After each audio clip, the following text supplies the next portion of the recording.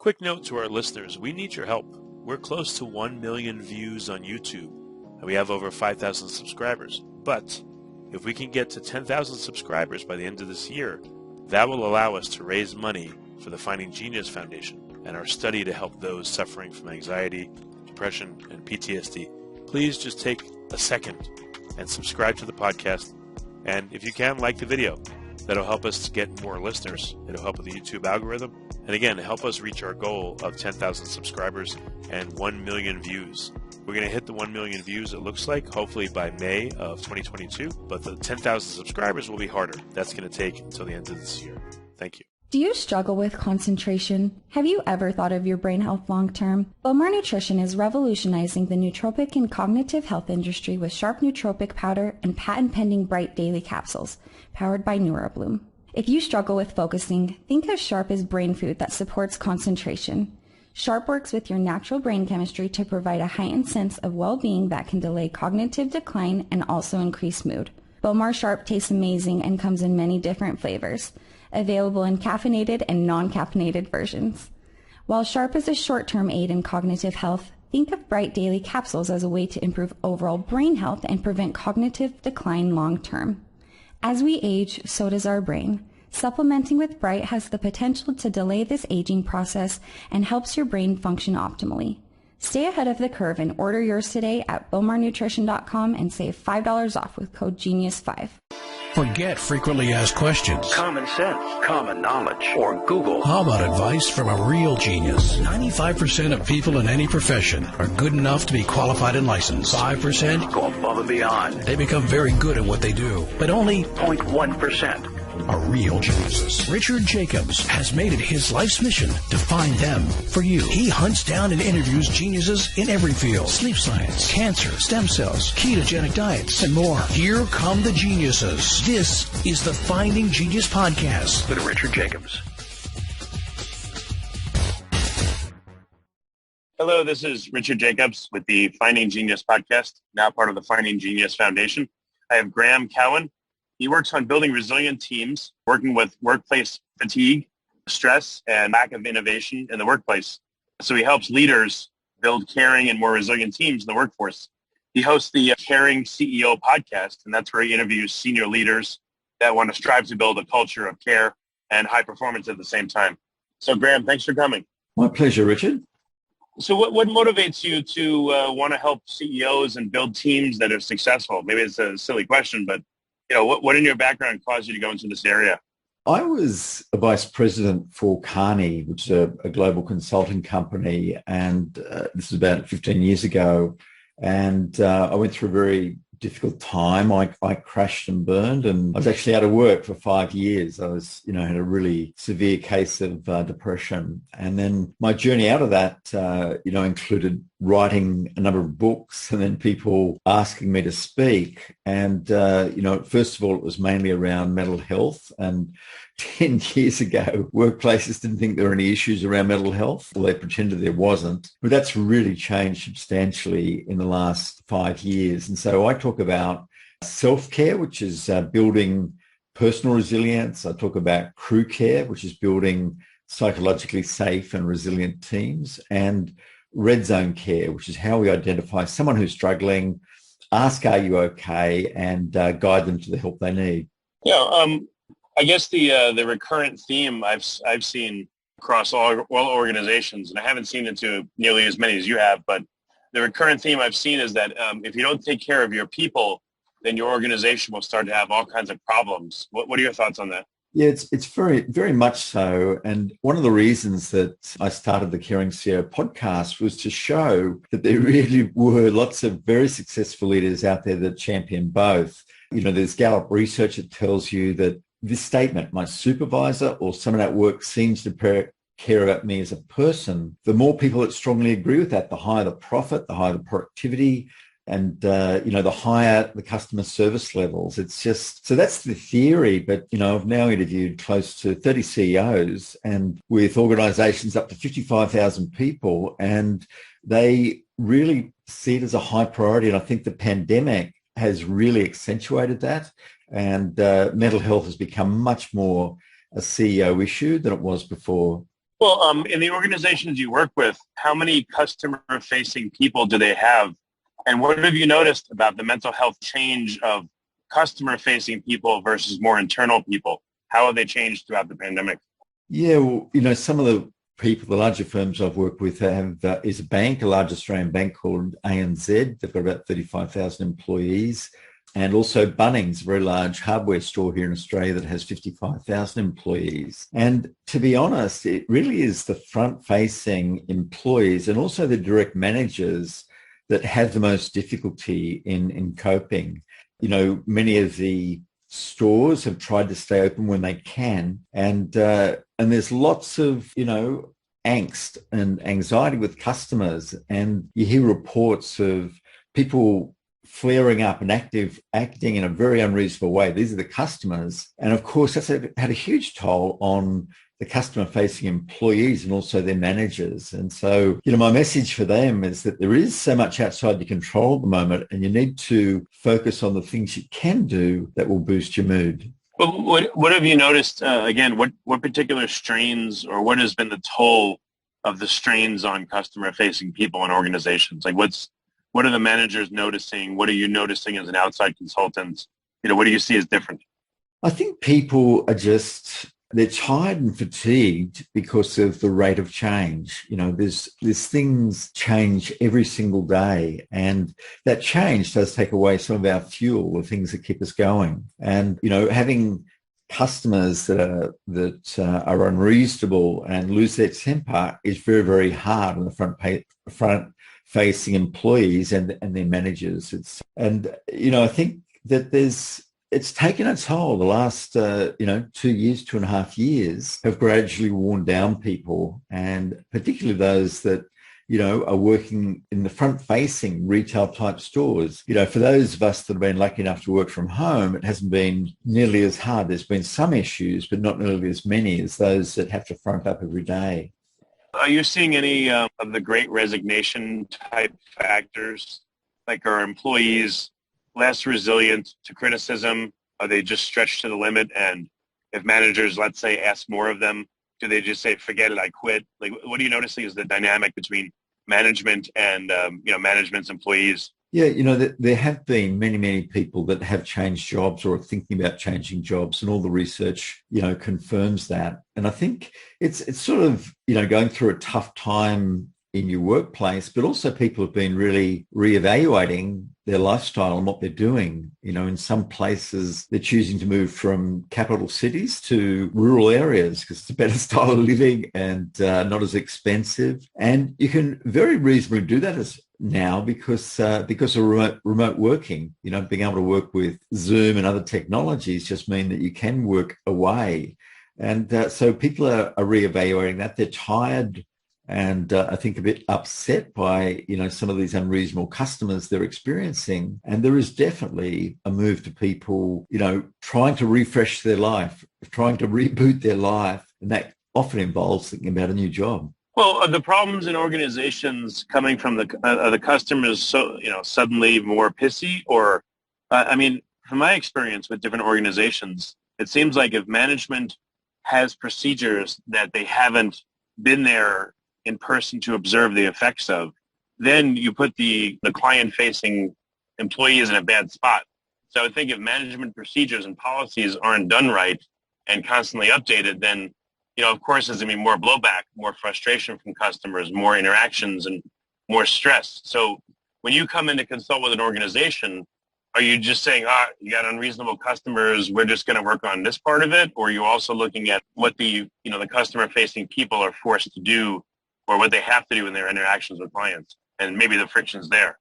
I always talk about to focus on what you can control, and you can't control an unreasonable customer. You can help to pacify them, but you can't control them. You can't control what the law says you can and can't do, what the pandemic says we can and can't do. So my emphasis, not just for front-facing people, but for anyone, is to focus on the things they can control. And, the research tells us that 50% of our mood is determined by our genetics, and 40% is by our intentional actions, what we choose to do each day. And so I encourage people to think about three things or three areas of well-being and resilience. The first is vitality, and that's our physical health, good exercise, good sleep, good food. Next is intimacy, and that's our emotional well-being. And so that's having strong relationships at work, but also outside work.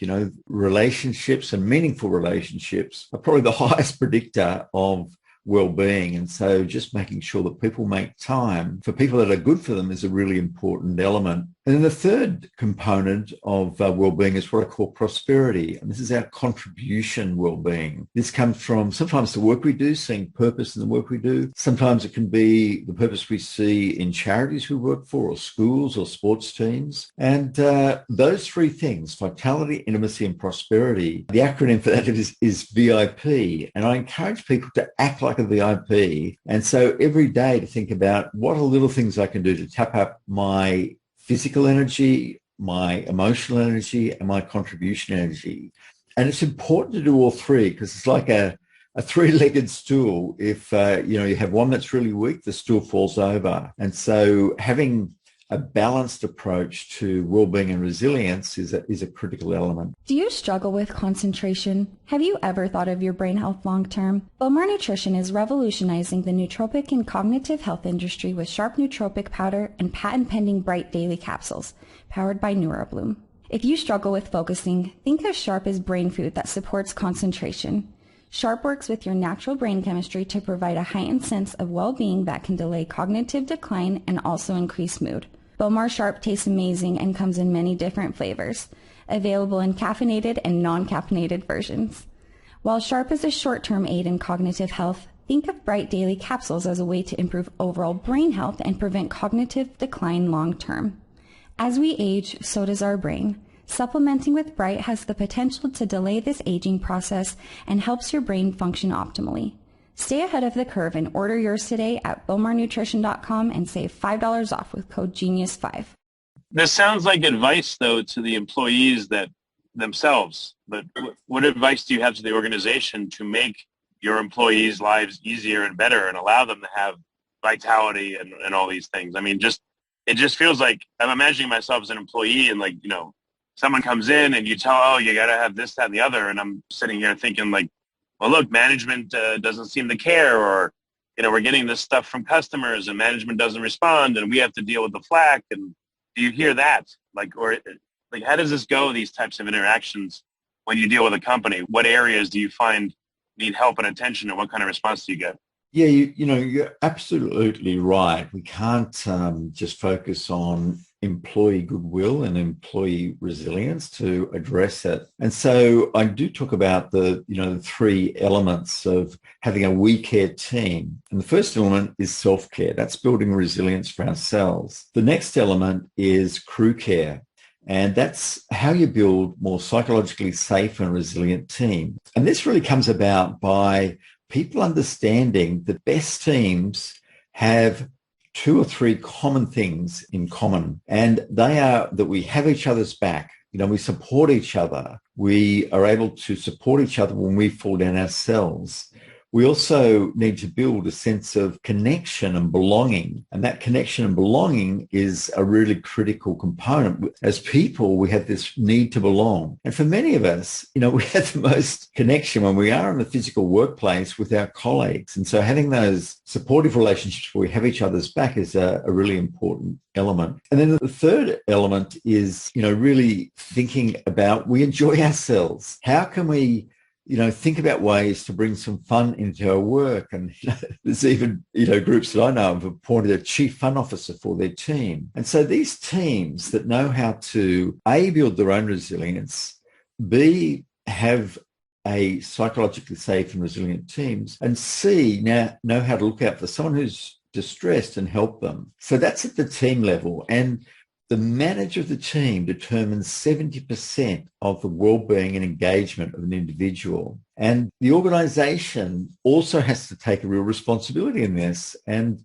the research shows that there's sort of three types of intervention for well-being and resilience in organization. The first is where we help someone after they've fallen over. and they're in really bad shape. We encourage them to see a doctor or a psychiatrist. That's the worst. The second one, or what they call secondary approach, is around training to help prevent these things happen. So that's doing training to improve personal and team resilience. But the third one, and it's called the primary approach or proactive approach, that's where the organization really makes an effort to understand what's going on, looks at absenteeism, looks at, stress claims, looks at all these things, tries to find out what are the root causes of the stress and do something about it. And by far the most successful is this primary approach where organizations think about how can we prevent this? How can we be proactive? And it's the best outcomes for the organization, but also for the individual employee. Well, did you have any case studies come to mind that were really exciting and how much things improved? Any details without naming names that you could talk about? Yeah, well, I think the leaders can play a really big role, and they do it by setting an example. And I'll just think of one leader that I interviewed, and it's on the public record, the podcast, so I can say where it's from. His name is Mike Schneider, and he's the CEO of Bunnings. This is a large retail network in Australia, which has 55,000 employees. Now, Mike leads with what he calls the 4 H's. This is his personal leadership approach. And so the first thing is to be honest with everyone. Tell people what's going on. Be realistic. The second is humility. And this is where, leaders don't try and put themselves above their staff. They say, we're all in this together. And I've heard Mike Schneider, this leader, say that he's found it really hard as well, and he had to get a mindset coach to help keep him in the right frame of mind for it. And he's spoken about that publicly, to all the employees and encouraged them to reach out and make help. The third H is helpful. And Mike, by example, that's part of his mission, to be helpful to his employees, to be helpful to his customers. And then the final element is hope. Provide hope and provide a positive outlook for those people that are really struggling. And all sorts of things have happened. Like Mike, he interviewed me for a broadcast that went out to every employee via the Facebook workforce thing, and he talks honestly about it. He on this one podcast, someone reached out and said, is this just a recording? If it's not a recording, do 20 push-ups. And Mike, was a live thing, and so he said, oh well, I'll give it a shot. And he did his 20 push-ups, and then he said, well, I'd like to put a challenge out to every one of our 500 warehouses. What you all to do at the end of the day, 20 push-ups, #challenge accepted. And so this sense of fun and spirit went around the whole network where, groups of 200 people were all doing their push-ups together.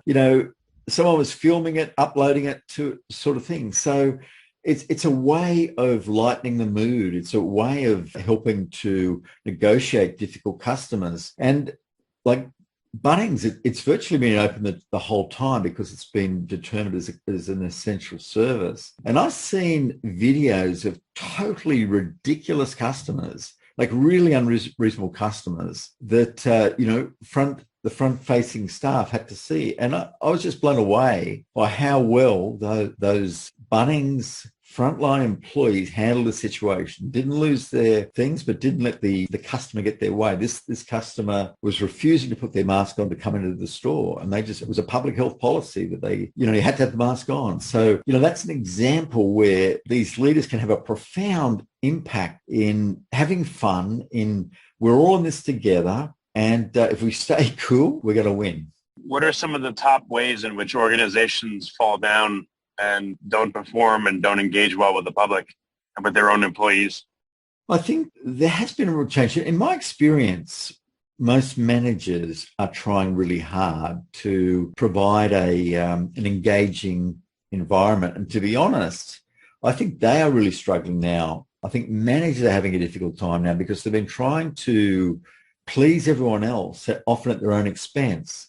And I think some companies are recognising the strain on managers, but not everyone. And if there's one, thing that they could work on, it would be tapping into the frustrations, the stress of those managers and considering what are things we can do to help them. And it's not always easy to do training because, in retail sort of situations, everyone has to be on the floor. It's a retail environment. But, I think the more progressive organizations are thinking about fun and engaging training to help people boost their mood and cope better with customers. But it's not boring compliance training. It's innovative and really focused on putting knowledge into action. And that is, in my view, that is the thing that organizations should be working on right now, is really trying to understand what's going on for managers and put in place simple programs to boost their mood and also to boost their capacity to interact with customers as well as their frontline employees. Well, what does that mean? Like, what are managers experiencing then? Are they getting more recalcitrant employees or lazy employees or just tired employees? And does the manager have to step in and become a counselor? Like, what's going on what are the unique pressures on managers? It is, their employees have been going through lots of change, and so they're a bit irritable, but also so are customers. So it's a double whammy. This is not saying everyone's like that, but a significant number are, and it's just leading to tiredness and fatigue. And, that's something that, most managers just need to remember, and employees, that self-care isn't selfish, that, we can't help others. We can't be supportive if we're not in good shape ourselves. And that, I think, is a mantra we should all be saying right now. Self-care isn't selfish. Invest in, doing the things that improve our mood and our energy levels. That then flows on to other people. So what does your consultancy look like when you work with a business? Are you on site looking at procedures and interviewing a whole bunch of people, or like, how does it work when the company works with you? What can they expect to see? The most important thing is getting to understand the challenges, and that's obviously takes quite a few interviews. But we haven't been able to fly in Australia, and so doing national jobs all has to be done remotely. So primarily, they often hire me to do a series of 3 webinars to the group. And the first one is around self-care, and that's resilience for uncertain times. The second one is crew care, and that is building more psychologically safe and resilient teams. And then red zone care, how we identify a work colleague, a customer, or a loved one and who's struggling, and to help them along the way. Following those presentations, there's then a series of, 20 to 30 minute online programs to embed the learning and to encourage them to put that knowledge into action. What kind of situations would require a red zone intervention? What are some examples?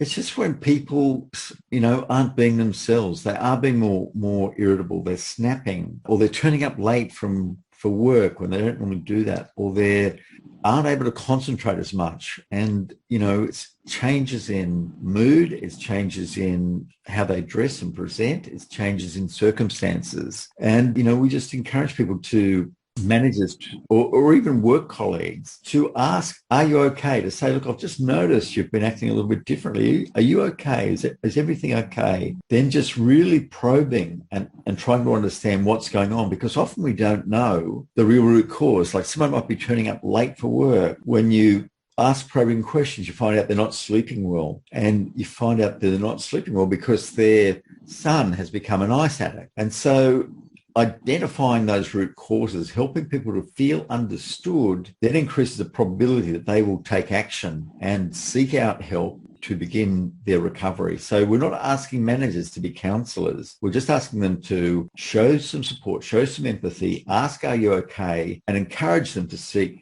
expert help. Makes sense. Okay. What kind of organizations do you tend to work with where this works well? Like, what size, what industries, et cetera? What are good customers for you? What do they look like?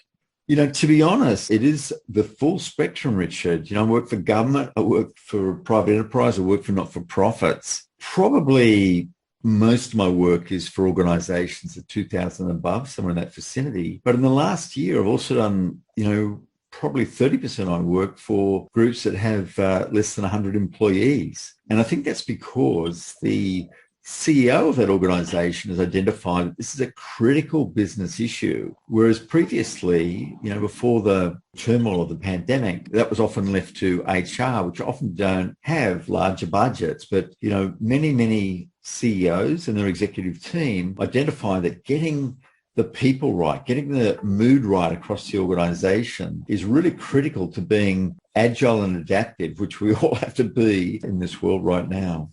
Well, very good. Graeme, what's the best way for companies to reach out to you? Where can they go? There's probably two areas, either via LinkedIn. I'm very active on LinkedIn, but also my website, which is graemecowan.com.au. That's spelled GraemeCowan.com.au. And also the programs, the scalable programs to prevent mental health issues is on the website factorc.com.au. So that's factor and then C for care.com.au. Okay. Well, very good. Graeme, thank you for what you do and for coming on the podcast. I appreciate it. My pleasure, Richard. Do you struggle with concentration? Have you ever thought of your brain health long term? Bowmar Nutrition is revolutionizing the nootropic and cognitive health industry with sharp nootropic powder and patent-pending bright daily capsules, powered by NeuroBloom. If you struggle with focusing, think of Sharp as brain food that supports concentration. Sharp works with your natural brain chemistry to provide a heightened sense of well-being that can delay cognitive decline and also increase mood.